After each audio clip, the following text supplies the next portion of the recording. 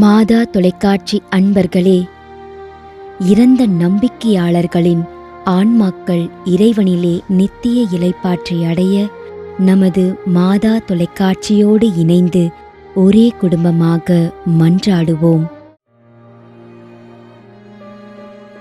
திருமதி S. Pushpam, Gnana Olivupuram, Madurai.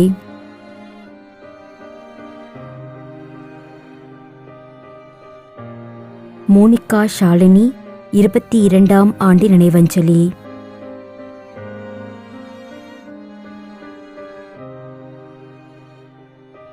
G. Bakkiyadas, 4ஆம் ஆண்டு நினைவஞ்சலி.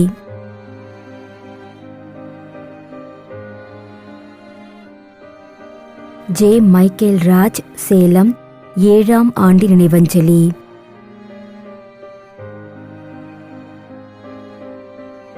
C. Eugene Franco, Ramanputhur, Nagercoil.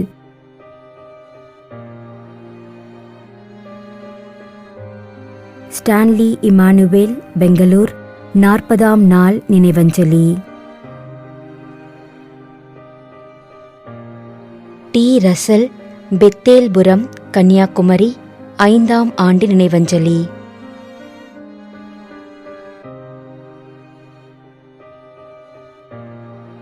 S. Sebastian.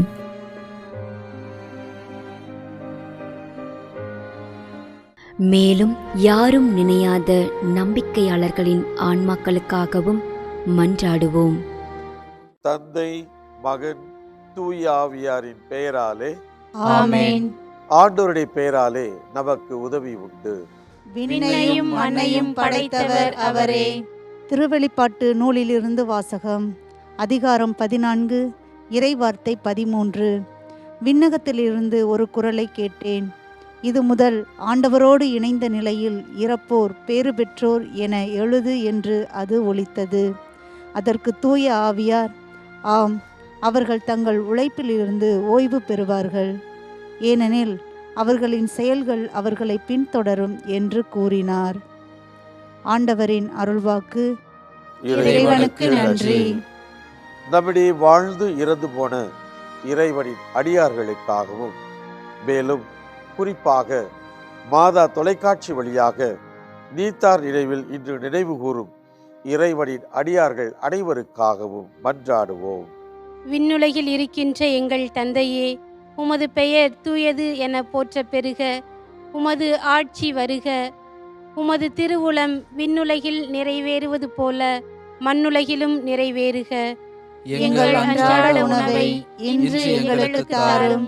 எங்களுக்கு எதிராக குற்றம் செய்வோரை நாங்கள் மன்னிப்பது போல எங்கள் குற்றங்களை மன்னியும். எங்களை சோதனைக்கு உட்படுத்தாதேயும், தீமையிலிருந்து எங்களை விடுவித்தருளும். ஆமென். மன்றாடுவோமாக. இறைவா, இரக்கம் காட்டுவதும் மன்னிப்பு அளிப்பதும் உமது இயல்பு. ஆகையால் உமது திருவடிகளுக்கு வந்துள்ள இன்று நாங்கள் நினைவு கூறும் ஆன்மாக்கள் மீது இரக்கம் கொண்டு அவருடைய குடும்பத்தார் மற்றும் மாதா தொலைக்காட்சி குடும்பம் செலுத்தும் ஜெபங்களை ஏற்று அவரது குற்றங்களையும் அவற்றிற்குரிய தண்டனையையும் மன்னித்து அமைதியையும் முடிவில்லா வாழ்வையும் தந்திடுமாறு எங்கள் ஆண்டவராகிய கிறிஸ்து வழியாக உம்மை மன்றாடுகிறோம். ஆமென். நிலையான இளைப்பாறுதலை ஆண்டவரே இவர்களுக்கு அளித்தருளும்.